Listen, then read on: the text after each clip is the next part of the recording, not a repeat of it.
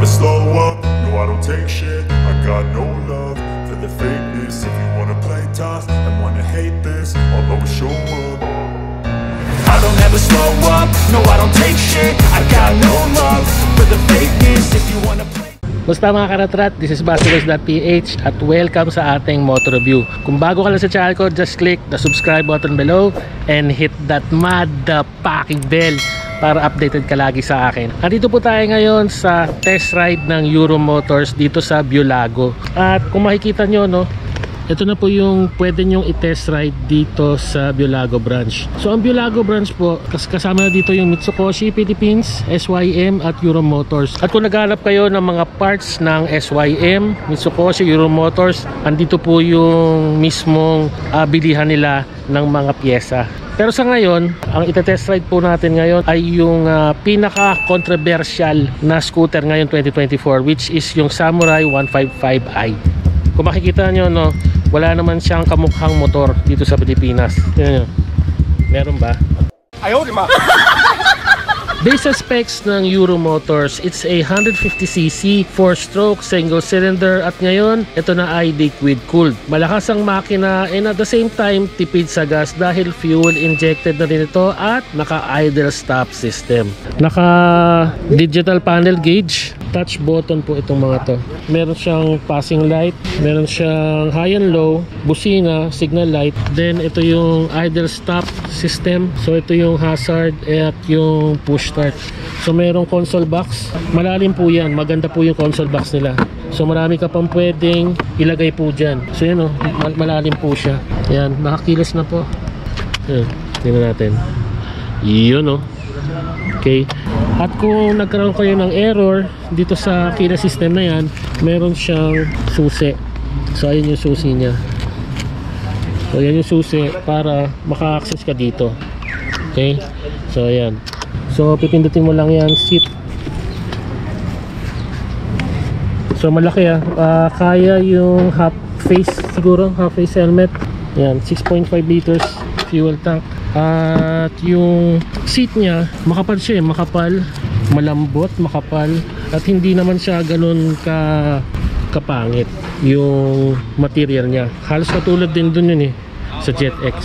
Maximum power of 10.8 kilowatt and maximum torque of 40 Newton meter. Naka-telescopic fork suspension sa harap at ito pa ang maganda sa kanya. Naka-disc brake harap at likod para mas maganda ang stopping power nito. 100/80/14 sa harap at 120/70/40 naman sa likod na swabeng-swabe sa bangkingan. Ground clearance of 110mm na safe pa rin sa bangkingan. Weighing at 108 kilograms at may fuel tank capacity na 6.5 liters na swabeng-swabe sa long ride. Ito po ay naka full LED lighting system. Meron siyang USB charging port na napaka-importante sa isang delivery rider at everyday use ng mga motorista. Naka CBS or combi brake system para sa safety features nito. May side stand kill switch at may idle stop system na kahit malakas ang makina, tipid pa rin siya sa gasolina. Boom! Eto na nga. Pinaka-controversial sa lahat ngayon 2024, ang Samurai 155i. Ito-test drive muna natin siya. So ito ay isang 1.5cc. So ano siya, no? Parang kasukat talaga ng Click 160. Halos hindi naman siya mahaba, hindi naman siya maikli. So tama-tama lang siya. Tapos yung seat height, kung makikita nyo, hindi naman ako ganun katipto. Kung yung weight ang pag-uusapan natin, hindi siya mabigat Tama-tama lang So ngayon, tetesting muna natin. So ang test ride lang natin is maikli lang. Mula dyan hanggang doon na sa dulo. Hindi tayo makakapag 0 to 60 rito. Ang daming kasi. Ang daming sasakyan.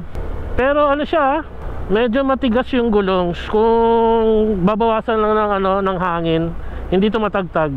Pero hindi naman siya matagtag sa akin lang, matagtag lang siya ng konti. Ay, God bless you.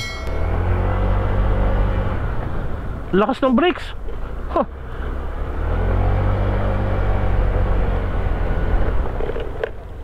Lakas ng brakes Ito ang gusto kong preno, malakas. Kasi disc brake harap at likod. Nakita nyo ba kung paano ako prumeno? Halos subusub na ako dito sa harap. Try natin yung 60. Yan nga lang kasi mataong lugar kasi ito eh. Mall. Tingnan natin yung gauge. 1, 2, 3, go.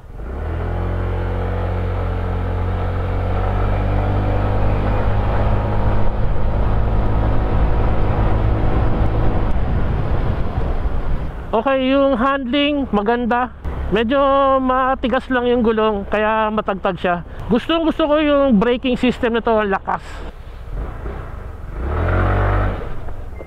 Lakas. Lakas ng preno. Para doon sa mga requirements, madali lang po siya. Kailangan nyo po ng driver's license. Tapos dapat meron kayong access sa LTMS portal ng LTO.